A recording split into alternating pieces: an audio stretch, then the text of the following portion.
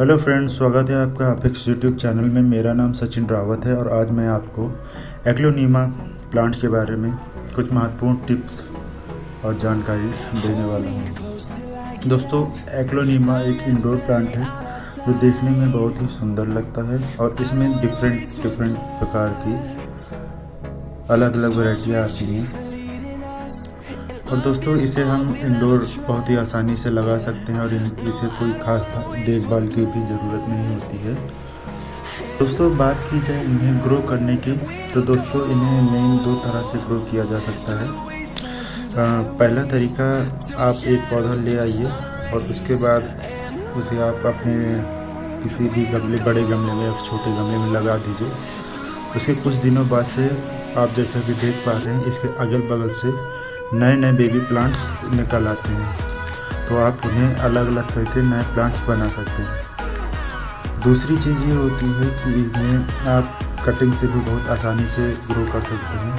इनकी कटिंग लगाने के लिए आप इनके जो नीचे से कल्ले होते हैं, नए किले जो होते हैं, उन्हें काट लें और जो मोटी वाली रेत होती है, मोरंग और कोकोपीट, इन दोनों के मिश्रण में लगा दीजिए। कुछ ही दिनों में इनमें जड़ें आ जाती हैं। बस ध्यान रखिए कि आप जब इनकी कटिंग्स लगाइए उन्हें धूप में बिल्कुल मत लगाइए। वैसे भी ये इंडोर प्लांट्स है तो धूप में तो ये पौधा भी नहीं रखना है, इसे डायरेक्ट सनलाइट नहीं पसंद है। ये शेडी एरिया जहाँ हल्की फुल्की धूप आती हो या फिर लाइट बल्ब की भी रोशनी में ये चल जाएगा। बिल्कुल अंधेरे कमरे में भी इसकी बहुत अच्छी ग्रोथ नहीं होती है। तो दोस्तों, इसकी मोरंग और कोकोपीट में इसकी और कटिंग बहुत ही आसानी से लग जाती है और कुछ ही दिनों में इनमें जड़ें आ जाती हैं। सबसे बेस्ट होता है इनके आप बेबी प्लांट अलग अलग करके नए पौधे बना सकते हैं। और दोस्तों, बात की जाए अगर इनके फर्टिलाइज़र की, तो इनमें बहुत किसी खास तरह की फर्टिलाइज़र की ज़रूरत नहीं पड़ती है। इनको लगाते वक्त आप ध्यान ये रखिए कि पॉट का या फिर जिस भी, अगर यदि आप छोटी क्यारी में भी लगाना चाहते हैं तो वहाँ पे पानी इकट्ठा नहीं होना चाहिए। पॉट का ड्रेनेज सिस्टम अच्छा होना चाहिए और मिट्टी बहुत ज़्यादा सख्त नहीं होनी चाहिए। अगर बात करें इसकी पॉटिंग मिक्सचर की, तो इनमें एक भाग लमसम 50% गार्डन सॉइल होना चाहिए, 25% इसमें आपको कोकोपीट मिलानी है और 25% इसमें वो जो मोटी वाली रेत होती है, मोरम जिसे हम बोलते हैं, उसे मिला लीजिए। आप चाहे तो इसमें थोड़ा सी नीमखली भी मिला सकते हैं, वो आपके जड़ों में जल्दी से फंगस नहीं लगने देता है। और दोस्तों, इसके अलावा आपको किसी भी केमिकल फर्टिलाइज़र डालने की ज़रूरत नहीं होती है। इसमें आप कभी कभी पोटाश को पानी में घोल के स्प्रे कर सकते हैं।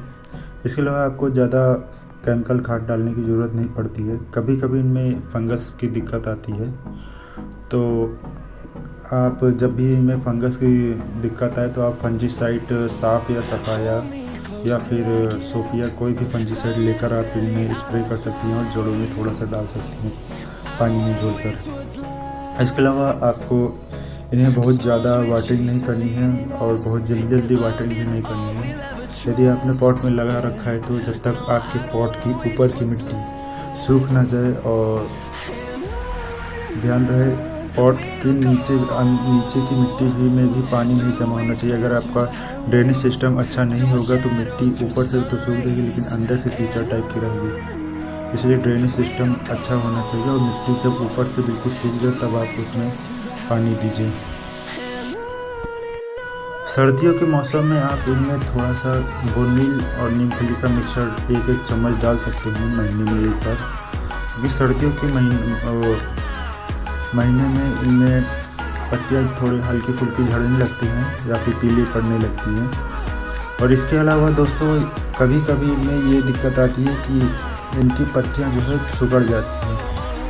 वो उसके लिए आप एक जंप और तेज इंसेक्टिसाइड आता है, उन्हें आप 15 लीटर पानी में, जो पाउच आता है उसका छोटा पाउच, आप 15 लीटर पानी में घोल कर इसमें स्प्रे कर सकती हैं।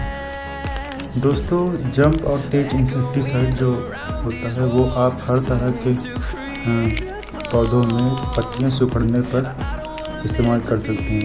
इसलिए आप एग्लोनिमा के अलावा सभी तरह के इंडोर और आउटडोर प्लांट्स जिनमें भी पत्तियों की सिकुड़न की समस्या है, सभी तरह के पौधों में इनका इस्तेमाल कर सकते हैं। दोस्तों, एग्लोनिमा के पौधों में कभी कभी कीड़े भी लग जाते हैं, तो दोस्तों कीड़े इनकी पत्तियां खाने लगते हैं। इसके लिए आप कीटनाशक का प्रयोग कर सकते हैं। इसके लिए मार्केट में कमांडो, नुआन, सुपर प्रोफेक्स और प्रॉफिकॉन जैसी बहुत सी दवाइयाँ उपलब्ध हैं। दोस्तों, कीड़े लगने पर इनमें कीटनाशक का प्रयोग करते समय आपको ये ध्यान रखना है कि आपको बहुत ज़्यादा हार्ड घोल आपको कीटनाशक का नहीं बनाना है। आउटडोर प्लांट्स के मुकाबले इंडोर प्लांट्स में कीटनाशक का हल्का घोल बनाकर छिड़कना चाहिए, नहीं तो इसकी पत्तियां जल जाती हैं। तो दोस्तों, यदि आप 15 लीटर पानी में 15 ml डालते हैं तो आप 20 लीटर पानी में 15 ml का प्रयोग कर सकते हैं। तो दोस्तों, ये थी जानकारी एग्लोनिमा प्लांट्स के बारे में। अगर आपको यह वीडियो अच्छी लगी हो तो लाइक करें, शेयर करें, कमेंट करें और हमारे चैनल को सब्सक्राइब करें। Thank you.